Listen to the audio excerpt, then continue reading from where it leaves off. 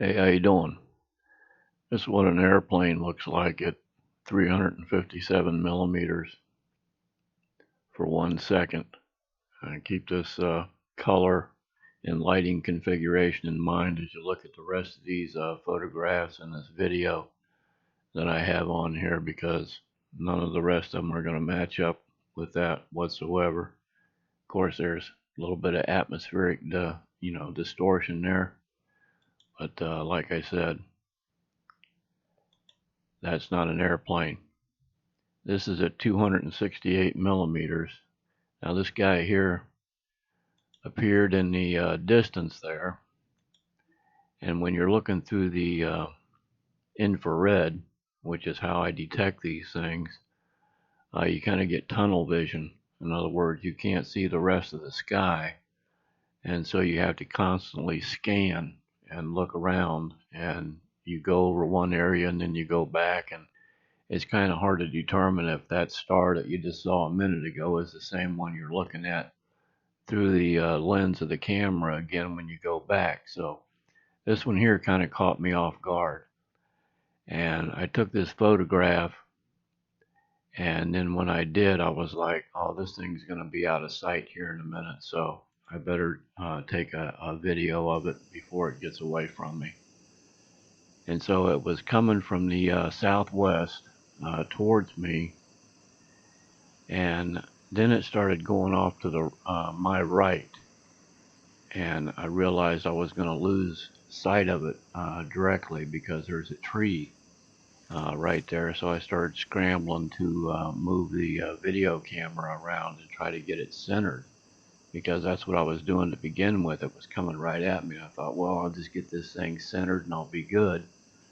But like I said, it made a turn off to its left, my right, and I know it was going to go behind a tree. And this is the whole video right here.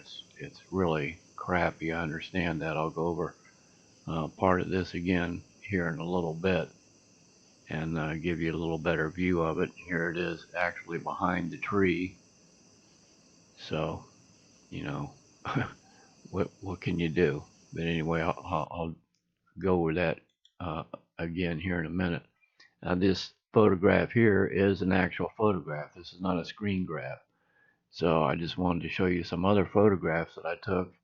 And these are like at 250 millimeters, and you can see what looks like to me a fusion containment vehicle, for lack of a better term.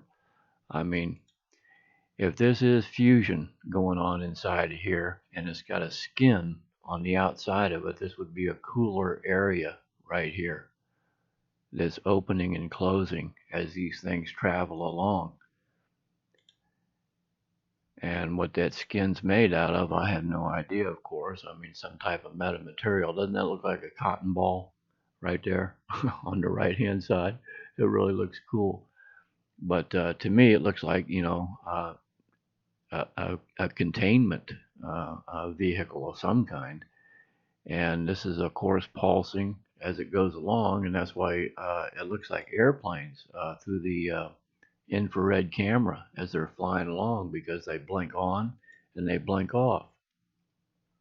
Again, this is not an airplane, clearly. I mean, there was a bunch of them out there flying around, and they blink and pulse as they go, and it's kind of deceiving. So you're not sure which ones are which when you're photographing these things. Now check this out here. I mean, goodness sakes, what in the world? This one here was going from my right to the left, and I didn't even see this one here when I took the photograph, but it was there nonetheless. And check it out when you look at it up a little bit closer. I mean, goodness sakes, what can that possibly be made out of? It reminds me of a what do they call them? A kaleidoscope. When you look through a kaleidoscope and there's something in there refracting the light, and causing it to break down into little rainbow colors. But I mean, the camera was sitting still. I mean, you can tell the one was going, one direction, and whatever that is clearly independent and going its own direction. So again, this is one blinking off and blinking on as they go, giving the illusion of an airplane flying by. Looks like Waldo. So anyway, this is what the whole video should have looked like. I mean, if I'd have been on my game and spotted it a little bit sooner, I could have kept it a little bit, you know, centered a little bit better, but I didn't. So this is some screen grabs of that object that was flying around, and how fast this thing is changing colors and shape is just baffling. I mean, can you imagine being the scientist or whatever you want to call these guys that make these things? Um, they've got to make it right. I mean, if somebody made this thing, if it's not alive, then it's in their laboratory. And if it's in their laboratory, it's sitting on a table or a desk or something, right? I mean, what in the world does this thing do in the laboratory? Does it sit there and go wild like that? And how do you hold it still? You know what I'm saying? And how large is this thing? I mean, goodness sakes, that must be a trip. That kind of looks like Pokemon, doesn't it? In a way.